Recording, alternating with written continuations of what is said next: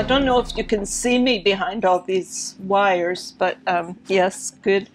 I'm just going to say a little bit and then we'll just open the exhibition, cut the absolutely amazing cake, which is in the corner, compliments of Hannah Duncan, and then just mill about and drink coffee and look at books and maybe buy books and see what's what. First of all, I'd like to welcome all of you to what is a triple celebration. It's a celebration of the completion of hand weaving the basics, which was finished last year, but we couldn't have a celebration because I was still not well.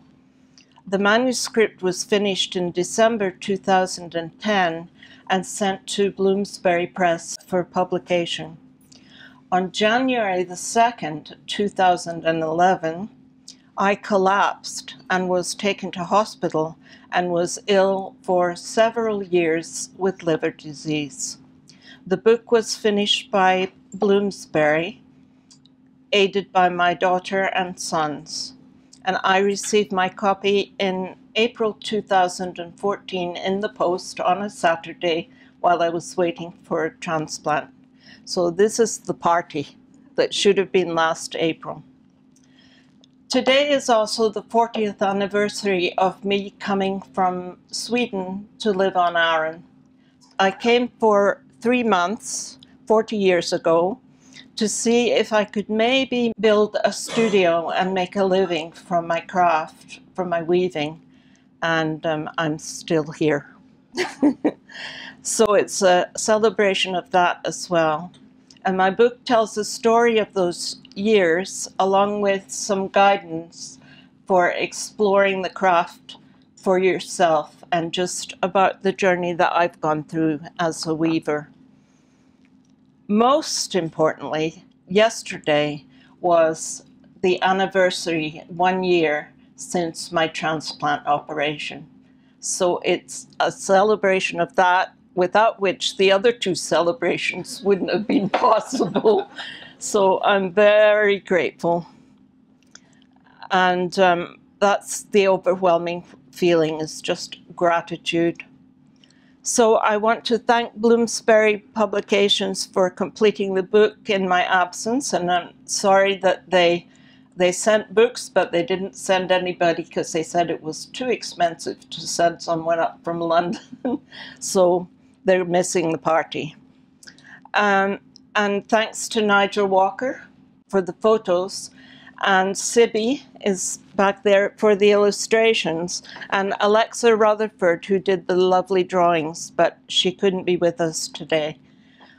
But all those people contributed to the book, and I want to thank my son Simon for negotiating the photographs from Peru. So thanks, Simon, for that, because they just brighten the book so much. And that project in Peru is an example of what can be done with weaving. Thanks also go to the medical team at the Royal Infirmary and to our amazing medical team on the island for the healing and care that they gave me for several years of illness. And of course, my thanks go to my friends and to my family, especially my 3 wonderful offspring, Jill, Chris, and Simon, for their constant love and support during a very difficult time for all of us. So it's a celebration of all those things. I've always thought of weaving as a spiritual practice. You can't set up a loom or weave with anything but mindfulness and full attention, concentrating on perfecting each step in the process so that the next step can happen. And if you look in the book, there's a picture of me that it's a sketch that a friend of mine in Sweden did one time when I was trying to teach myself Finnish double weave, and I'm absolutely crouched in despair over the loom, and the drawing is called Lynn Didn't Get It. So there were a lot of Lynn didn't get it moments there as well. I've written a wee piece to express my gratitude for being a weaver over the last 45 years, experiencing over and over again the joy and satisfaction of unrolling the cloth from the loom and cutting it off to be its own magic. It's called Weaving Magic. Meditation, alchemy, and life-affirming interplay between warp and weft, body and loom.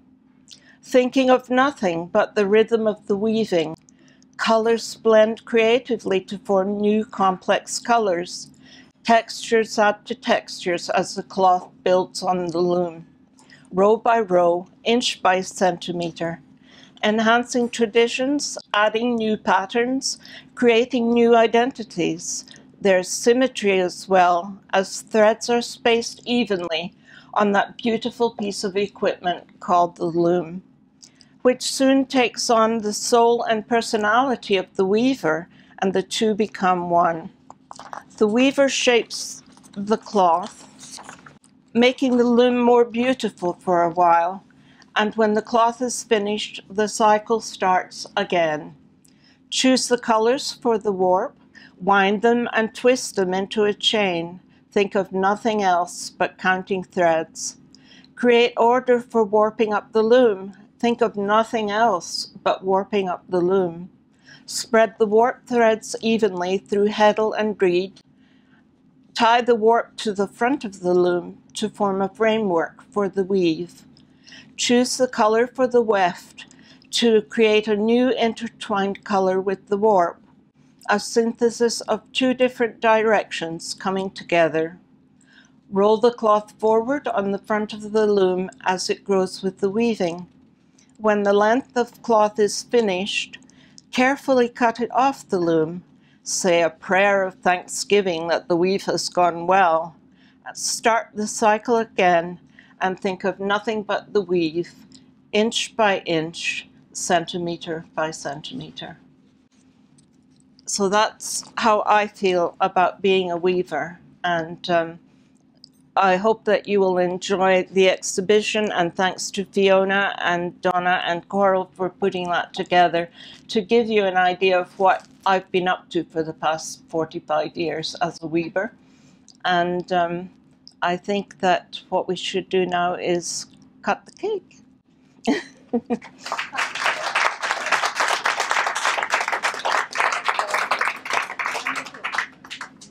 Has everybody seen it? It's lovely, yeah. If you want to come and have a look, it's just amazing. It's wonderful.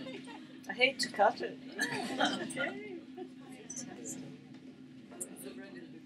There. Okay. Okay. Yeah.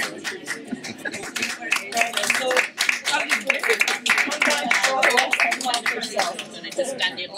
this is the kind of thing that happens in the workshop, and just shows you that weaving is much more than just cloth. It also has to do with people's lives. One poignant example of how weaving reaches farther than the craft itself centers around a shawl I wove in the studio at Silverbirch Spinning and Weaving Workshop on Arran. I used a fine Shetland handspun yarn, which was made by Pat Tapson, whom some of you may know from Brodick, produced on Arran in a basic plain weave with the occasional row of white handspun silk for contrast. I kept only sketchy records of my weaving in the early days and unfortunately never took a photograph of the shawl. One of my students who helped with the shawl at the summer school at Silverbirch was a woman called Barbara from Toronto, who was in remission from breast cancer. She loved her course and kept in touch for a few years, continuing to weave at home. I hung the finished shawl in the studio for sale for 3 or 4 summers, and I was puzzled as to why it didn't sell, even though I tried different ways of displaying it. One day, 4 women in their 70s came into the studio and introduced themselves as Barbara's mother and her sisters. Barbara had died the previous spring. Her mother and aunts had heard so much about the workshop and the time that Barbara spent there that they all came all the way from Poole to see the island and the studio. They were looking for a present for Barbara's daughter and went straight to the shawl, bought it, and took it back with them to Dorset. A few weeks of weaving tuition for Barbara had results far beyond the craft itself. So that was silver birch. Okay, please feel free to enjoy the installation.